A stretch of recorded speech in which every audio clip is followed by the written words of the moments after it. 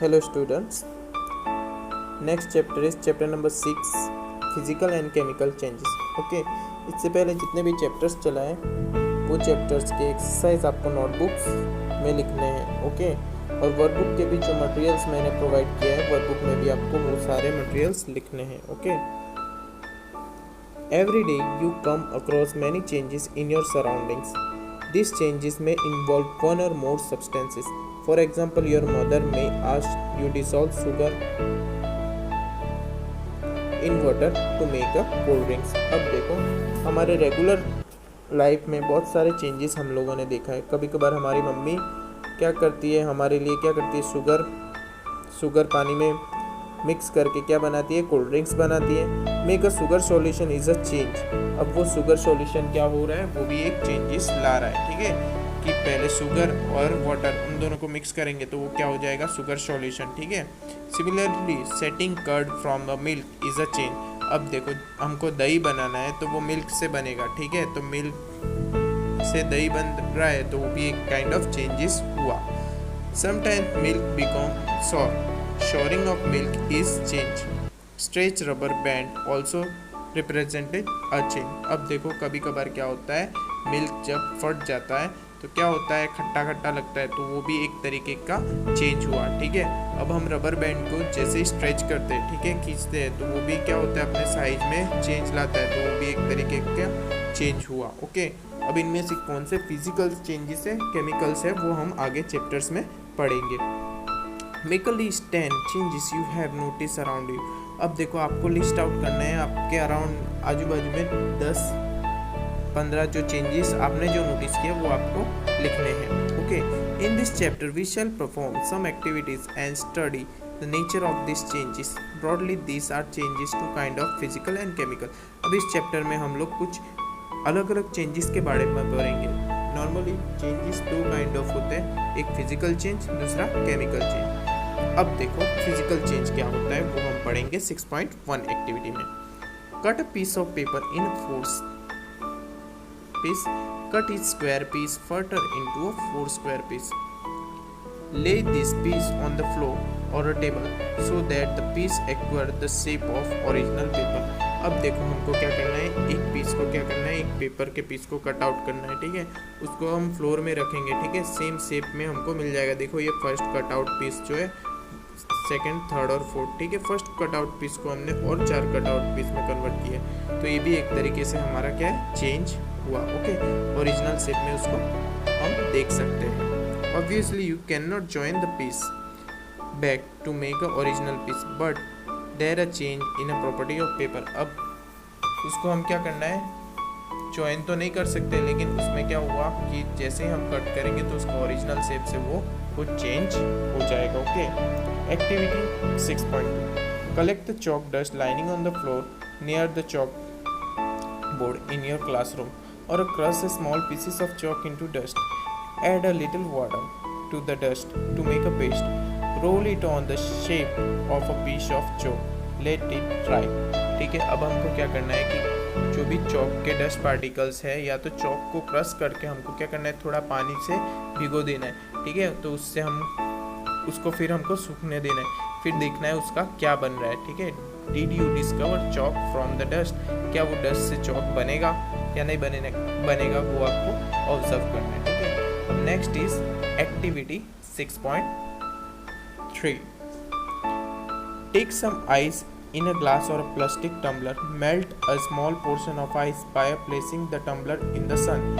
You can now a mixture of ice and water. Now place the tumbler in a freeze mixer, ice plus common salt. Does the water become solid ice once again?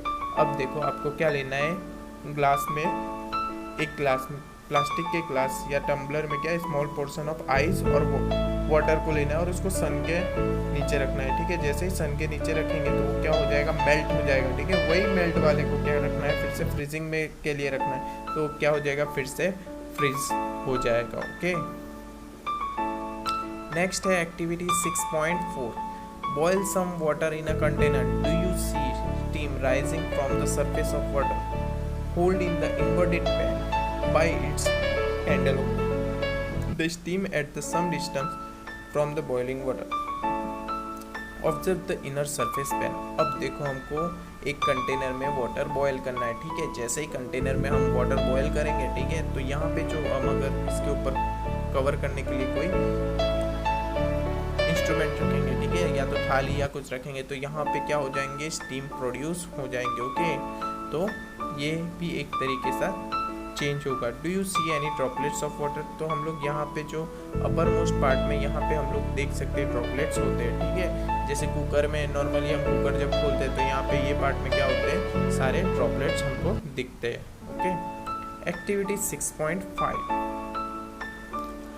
Hold a used of hacksaw blade and a pair of tongs. Keep it tip of a free end of the blade on the gas stove. Wait for a few minutes. Does the color of tip the blade change? अब हमको क्या लेना है, एक hacksaw लेना है, blade लेना है, ठीक है, और पेयर ऑफ टोंग्स लेना है, ठीक है, और उसको हमको फ्रीली किसके गैस स्टोव के ऊपर रखना है। क्या उसमें कुछ चेंजेस, हमको उसके कलर में कुछ चेंजेस दिख रहा है या नहीं दिख रहा है, वो हमको ऑब्जर्व करना है।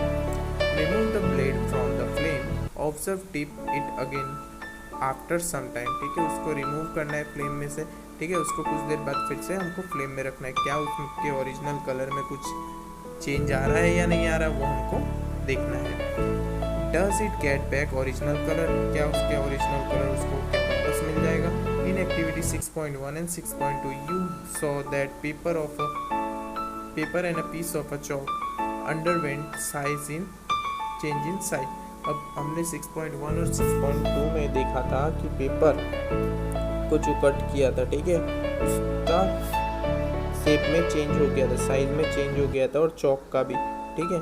तो क्या 6.3 और 6.4 में कुछ स्टेट चेंज होगा, जैसे solid to liquid, liquid to gas, या तो gas to solid. Okay, the hacksaw blade change colour on heating. अब जो हेक्सो वाला ब्लेड होगा वो क्या होगा, अपना कलर क्या कर देगा, चेंज कर देगा, बिकॉज ऑफ हीटिंग ज़्यादा करेंगे तो उसमें कलर क्या हो जाएगा, चेंज हो जाएगा। Okay, properties such shape, size, colour and the state are called physical properties.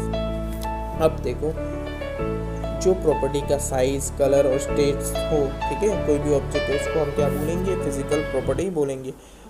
A change in which a substance undergoes change its physical properties is called physical change, ठीक है। कुछ चेंजेस ऐसे होते हैं जो फिजिकली चेंजेस होते हैं, तो उसको हम फिजिकल चेंज बोल सकते हैं, ठीक है।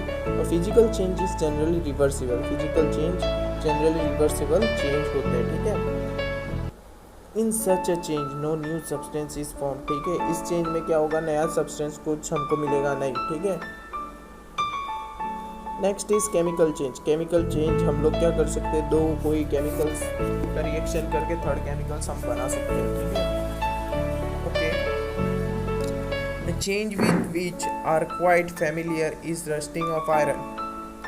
If you leave a piece of iron in open from for some time it acquires a film of brownish substance. This substance is called rust and the process is called rusting. अब हमको क्या बोला है, कोई भी iron का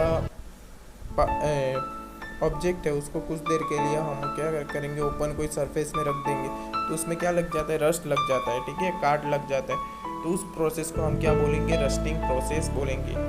Iron gates of park or farmland, iron which is kept in a lawns and a garden. Almost every article of iron kept in open get rusted. At home, you must have shovels and spades getting rusted when exposed to the atmosphere for some time.